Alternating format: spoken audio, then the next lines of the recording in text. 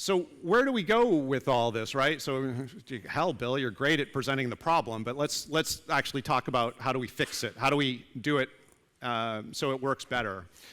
So the first thing is, as we're sort of working on our idea, I would suggest that most of us, including myself, are idea entrepreneurs. In other words, we have this sort of thought, and we say, this is a solution for a problem that I imagine, that I see out in the marketplace.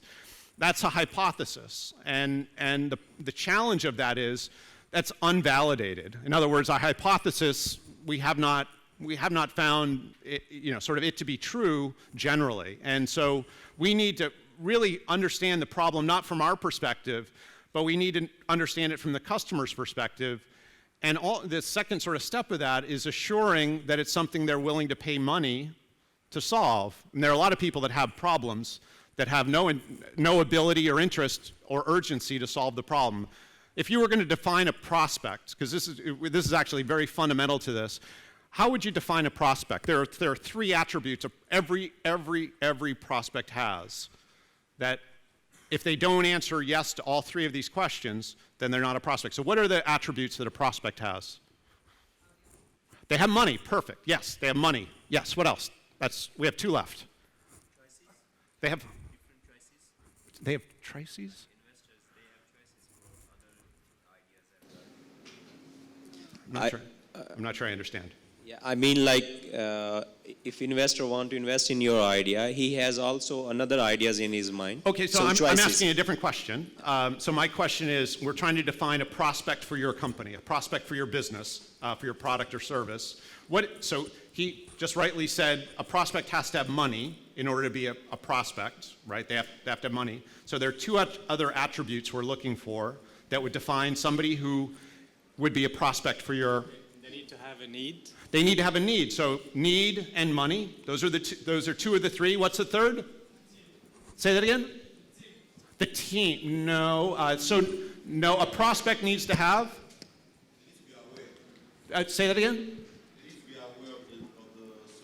Aware, not just aware, but let's expand on that. What else do they need to have besides? How to solve the problem? How to solve the need? Okay, so they've established that with the need, but they have to be impatient for it, right? Well, that's money, right? So they have to be urgent. Let's use the term urgent, right? They have to be urgent for it. If they're not, right, they could have. We know many people that have a need, and they have money, but they're not urgent, right? So those are the people we call, and they say, call me next week. Have you had any of these conversations? Does this sound familiar at all? And then you call them next week, and they say, well, call me next week. So they have other things that are much more urgent than what you're working on. And really what you want to find out is what they're urgent for, right? So yeah, so the easiest way to remember this is need, money, now. And this is how you identify early adopters. What's an early adopter? These are your first customers, right? So when you think you have a solution, the early adopters are the people you go to. Those are the ones that want it before it's right. They're willing to risk with you. They're so urgent for the solution, they want to be the first on the block to have it because it's solving what they imagine is a great problem for them.